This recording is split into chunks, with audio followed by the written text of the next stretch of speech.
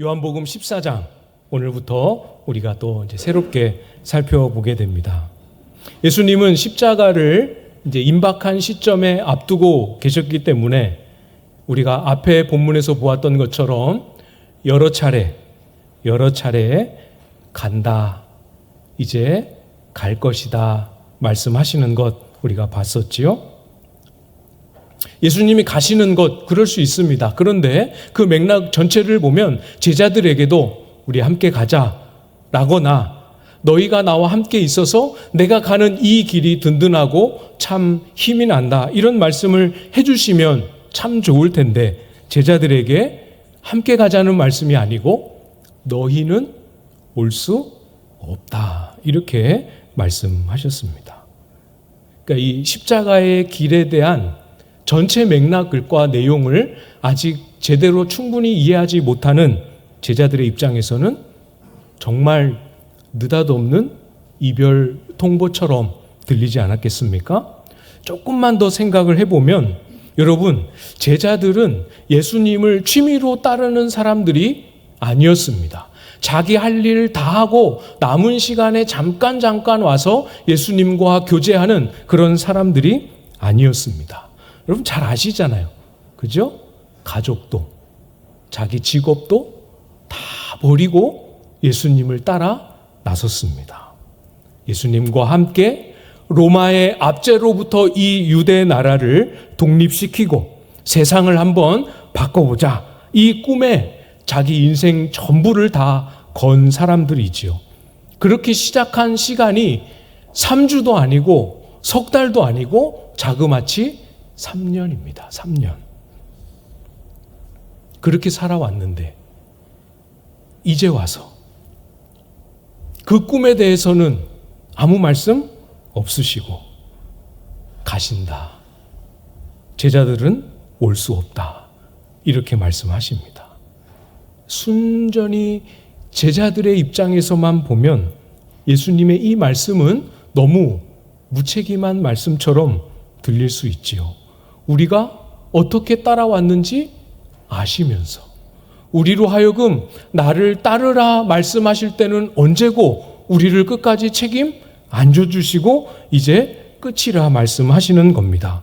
이 말씀을 듣고 의미를 충분히 알든 모르든 상관없이 제자들은 우리가 짐작하는 대로 매우 심각해졌습니다.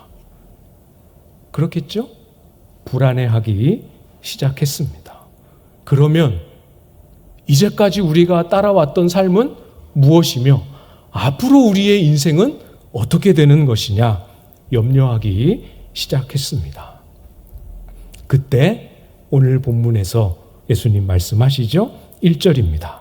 너희는 마음에 근심하지 말라.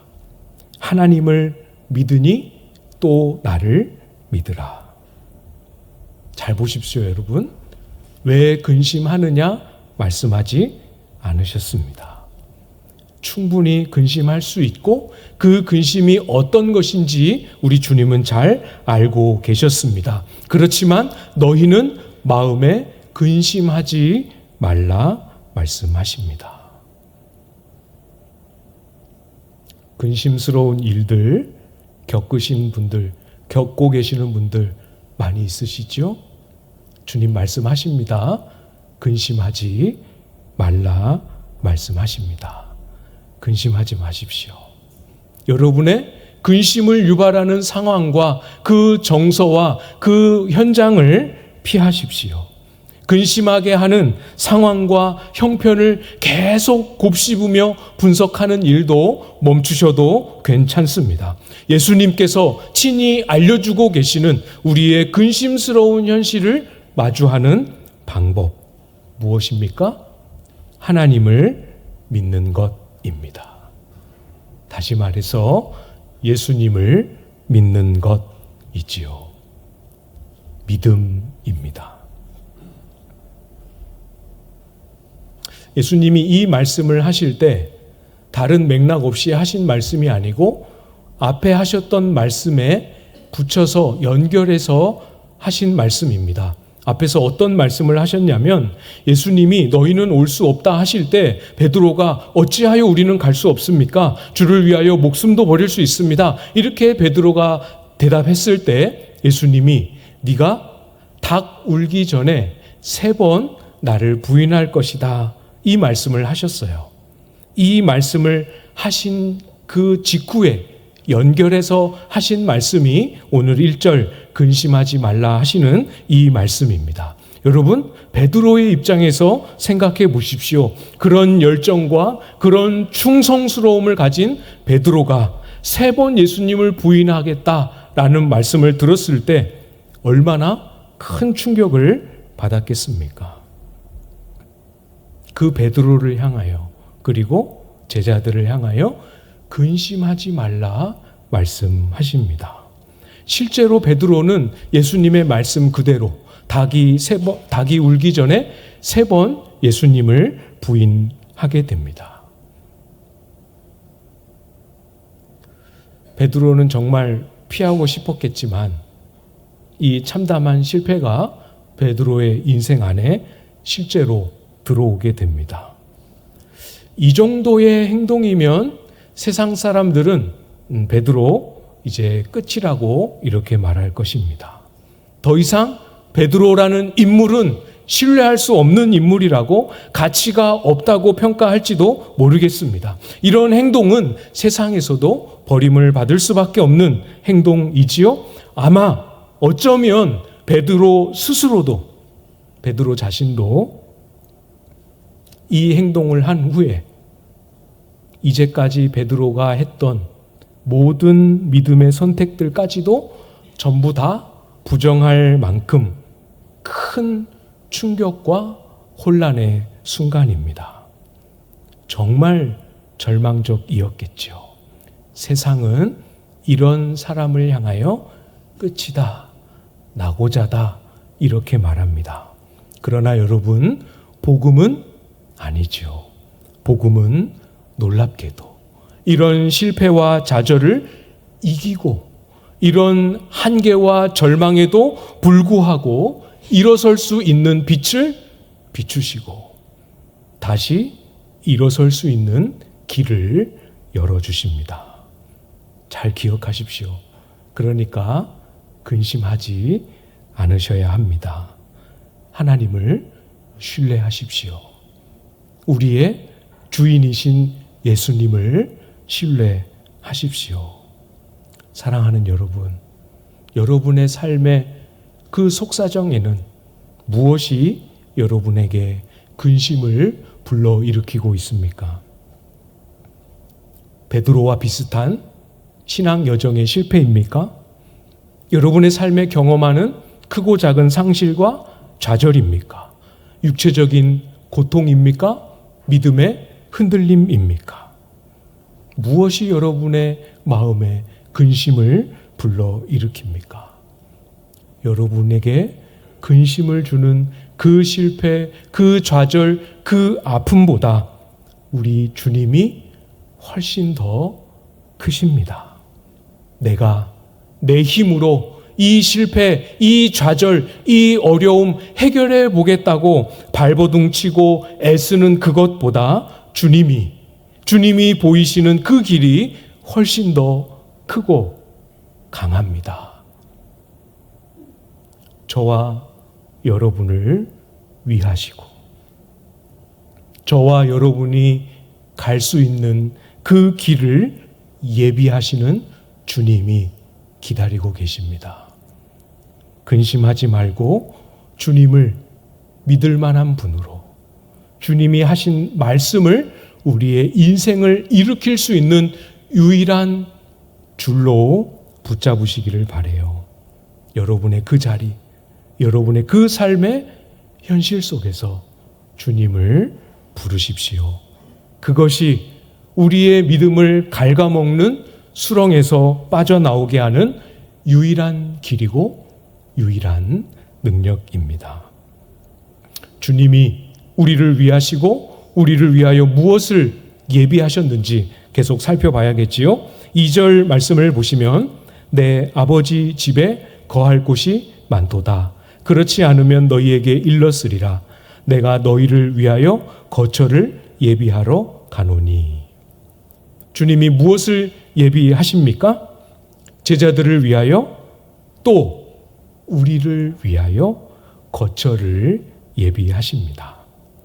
그런데 이 거처를 예비하신다, 이 표현을 잘 이해하셔야 합니다. 주님께서 거처를 예비하신다 하는 것은 없는 거처를 만든다라는 그런 뜻이 아닙니다. 여러분 주의 깊게 보셨으면 무슨 의미인지 아실 거예요. 2절 앞부분에 말씀하셨습니다. 내 아버지 집에 거할 곳이 많도다. 그러니까 사실 문자적으로만 보면 주님께서 우리를 맞이하실, 우리가 거할 아버지의 집은 이미 충분히 완전히 마련되어 있습니다. 주님께서 저와 여러분을 위하여 거처를 예비하신다. 이 말씀 속에 담겨 있는 의미는 아버지 집의 그 많은 곳에 우리가 들어갈 수 있는, 우리가 그 집에 거할 수 있는 합당한 자가 되도록 그 길을 만드신다라는 의미입니다. 거할 곳은 많지만 갈 수 있는 길은 없었어요. 주님께서 십자가를 지시기 전까지, 십자가의 죽으심으로 하나님이 예비하신 구원의 길을 여시기 전까지 아무리 화려하고 아무리 소망스러워도 우리 중 누구도 그 길 갈 수 없었습니다. 없습니다. 아무리 훌륭해도, 아무리 지식이 많아도, 아무리 열심히 해도 그 길은 갈 수 없는 길이었습니다. 그러나 이제 우리 예수님께서 친히 화목 제물이 되셨습니다. 가로막혀 있던 담은 이제 허물어졌습니다. 하나님과 우리 사이에 잘 기억하십시오.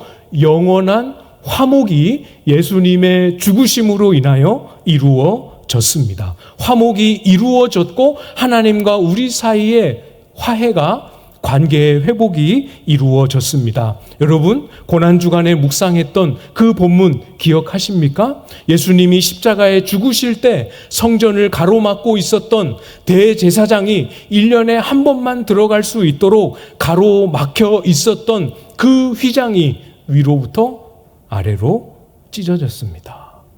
아니, 다 들여다 보입니다. 이제는 예수 그리스도의 죽으심으로 말미암아 아버지 집에 거할 그 풍성한 곳에 누구든지 들어갈 수 있게 되었지요. 주님은 제자들을 떠나십니다. 그리고 십자가에 죽으십니다. 이것이 제자들에게는 당장에는 큰 두려움과 감당할 수 없는 혼란일 수밖에 없습니다. 그들의 인생의 모든 것을 다 잃어버리는 아픔이고 좌절일 수밖에 없습니다. 그러나 우리 주님은 그 제자들을 위하여 미리 말씀하시지요. 3절 말씀입니다. 가서 너희를 위하여 거처를 예비하면 내가 다시 와서 너희를 내게로 영접하여 나 있는 곳에 너희도 있게 하리라. 다시 올 거다 말씀하십니다. 다시 다 준비해 놓고 다시 오셔서 제자들을 영접하신다 약속하셨습니다. 영접하셔서 예수님이 계신 그곳, 아버지와 함께 계시는 그곳에 제자들도 함께 있게 하겠다 약속하셨습니다. 그래서 근심하지 않을 수 있는 거죠. 오늘의 아픔은 우리가 다 이해하지 못할 뿐이지, 오늘의 아픔은 내일 우리 주님과 함께함을 위한 잠시의 과정임을 오늘 본문은 우리에게 가르쳐주고 있지요. 이 소망을 여러분 마음에 품으십시오.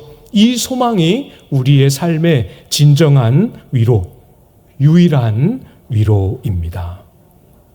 모든 분들이 한 분도 빠짐없이 예수님의 십자가로 말미암는 하나님 안에서 누리는 하나님 안에 있는 이 즐거움, 여러분 모두가 맛보고 또 회복할 수 있기를 소망합니다.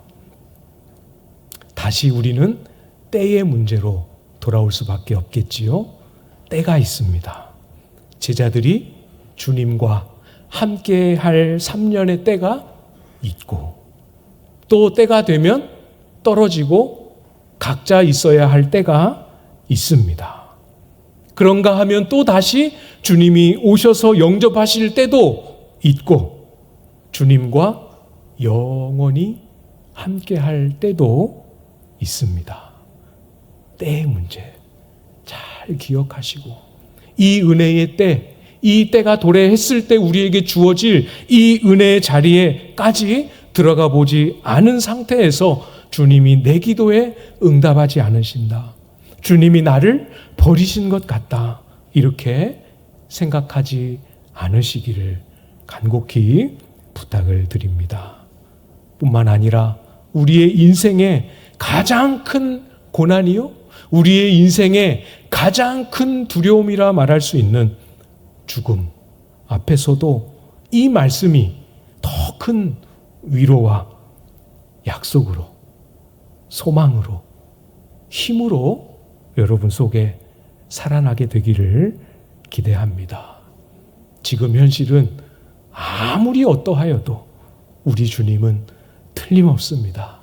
우리를 붙드시고 우리를 인도하시고 우리 아버지 계신 그곳으로 우리를 꼭 데려가실 것입니다. 이 예수님, 오늘 이 순간부터 여러분 마음에 잘 붙잡고 살아가실 수 있기를 소망합니다. 이어서 주님이 또 말씀하셨지요. 4절 말씀입니다.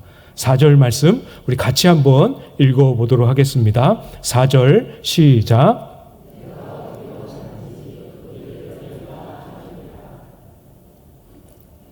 예수님께서 제자들에게 다 말씀해 주셨습니다. 답은 무엇인지 알게 되었습니다. 주님이 제자들을 떠나셔도, 주님이 십자가에 죽으셔도, 그래서 제자들 곁에 주님이 더 이상 안 보이는 순간이 와도 주님의 약속은 여전히 살아 있습니다. 이것이 주님이 지금까지 말씀하신 답입니다. 주님이 호흡이 끊어지신 채로 십자가에 아무 힘 없이 내려오셔서 무덤에 누워 계시는 그 순간이 온다 할지라도 여전히 주님은 제자들을 위하시고 제자들에게 다시 오실 것입니다. 너희가 이 길을 안다 할 때 이미 예수님은 제자들이 이 믿음을 가질 수 있을 만큼의 내용을 말씀해 주셨습니다. 우리의 길이 무엇입니까? 너희가 안다 하는 그 길이 무엇입니까? 주님이 지시는 십자가지요. 십자가를 짊어지시고 십자가로 이루시고 다시 오시겠다 하는 그 약속의 말씀이 우리의 길이고 우리의 답이지요. 그것이면 사실 충분합니다. 말씀대로 십자가를 지시고 친히 제물이 되신 예수님 그분 자신이 우리에게 답이고 길이지요. 다 알려주셨습니다. 이제는 우리 차례입니다. 알려주셨으니까 정말 그것이 참입니다. 아멘 하면서 우리의 마음으로 받고 우리의 믿음을 사용해야 할 우리 차례입니다. 믿음으로 주님을 부르고 믿음으로 주님을 찾고 믿음으로 주님의 때를 기다려야 할 때이지요. 그러나 우리가 어디서 넘어집니까? 안 보일 때, 안 보이는 순간이 딱 찾아올 때, 그때가 바로 믿음을 사용해야 될 순간인데 안 보이는 순간이 딱 찾아올 때 그때 넘어집니다. 이해가 안 되는 상황을 딱 만날 때 도무지 왜 이런 일이 나에게 펼쳐지는지 설명할 수 없는 순간을 딱 만날 때 거기서 넘어지고 흔들립니다. 오늘 본문에 도마를 한번 보십시오. 5절입니다. 도마가 이르되 주여 주께서 어디로 가시는지 우리가 알지 못하거늘 그 길을 어찌 알겠사옵나이까. 다 안다, 알 만큼 이야기해 주었다라고 주님이 말씀하시는데 아닙니다, 모릅니다라고 반박하고 있지요. 이해되시죠? 주님이 말씀하신 길인데 도마의 눈에는 길처럼 안 보입니다. 우리도 그런 거 느껴봤죠? 주님이 하신 말씀보다, 이것이 길이다 하시는 주님의 말씀보다 그게 어떻게 길일 수 있을까 하는 이해되지 않는 자기의 마음, 이해되지 않는 자기의 생각, 이것을 더 붙잡고 있는 도마의 모습 보이시지요? 참 우리와 비슷하지 않습니까? 운전하시는 분들 내비게이션 아마 한 분도 빠짐없이 다 쓰시지 않겠습니까? 저 같은 길치는 내비게이션이 없으면 운전을 할 수 없을 만큼 저한테는 아주 소중한 존재이지요. 내비게이션이 우리가 운전을 할 때 얼마나 많은 정보를 줍니까? 과속 카메라도 알려주고 또 신호 이것도 알려주고 많은 정보를 알려주지요. 그러나 여러분 가만히 한번 보십시오. 내가 출발하는 곳에서 내가 도착하려는 목적지까지의 그 경로 안에 존재하는 모든 정보를 다 알려주지는 않습니다. 여기서 거기까지 가는데 꼭 필요한 목적지에 도착하는데 꼭 필요한 정보만 알려줍니다. 나머지 정보는 사실 몰라도 되지요. 가는 길이 아스팔트 길인지 시멘트 길인지 다른 정보는 사실 몰라도 충분히 도착할 수 있습니다. 여러분, 우리가 하나님 앞에서 하나님의 뜻에 합당한 신앙의 길을 걸어가는데 정말 우리에게 필요한 것이 무엇인가 다시 한번 잘 생각해 보시기를 바랍니다. 우리의 인생과 우리의 신앙에 대한 모든 정보와 모든 지식과 모든 설명이 다 필요한 것이 아니지요. 오늘 내가 만난 현실의 의미, 경험의 의미가 무엇인지 다 알아야만 믿음의 길을 갈 수 있는 것도 아닙니다. 내일 어떤 일이 나에게 펼쳐질지를 다 알아야만 마음이 평안할 수 있는 것도 아닙니다. 모든 것을 다 아는 것은 오히려 우리를 더 깊은 근심에 빠지게 하지 않겠습니까? 인터넷을 통해서, AI를 통해서 얼마나 많은 정보가 우리의 손에, 우리의 눈에까지 오고 있습니까? 그 많은 지식과 정보가 우리의 마음을 평안하게 해줍니까? 알면 알수록 더 불안하고 알면 알수록 이것도 가져야 할 것, 저것도 소유해야 할 것만 같은 염려와 불안 속에 우리가 더 많이 갇히게 되지 않습니까? 정말 우리에게 필요한 것이 무엇입니까? 정말 하나님이 저와 여러분에게 주기 원하시는 것이 무엇입니까? 무엇이죠? 독생하신 아들, 우리 예수님입니다. 6절 말씀이지요? 6절 말씀도 우리 같이 한번 읽어보도록 하겠습니다. 시작. 예수께서 이르시되 내가 곧 길이요 진리요 생명이니 나로 말미암지 않고는 아버지께로 올 자가 없느니라. 아멘. 다시 명확하게 콕 집어서 말씀해 주십니다. 예수님 자신이 길입니다. 예수님 그분 자체가 우리가 알아야 할 충분한 유일한 진리입니다. 그분이 우리가 소유하고 간직해야 할 생명 자체이십니다. 이 주님, 이 예수님 외에 무엇이 더 필요합니까? 여러분, 이제 예수님 안에서는 우리의 길이요, 진리요, 생명이 되신 예수 그리스도 안에서는 어떤 사람도 하나님 아버지를 알고 함께하고 누릴 수 있도록 길이 열렸습니다.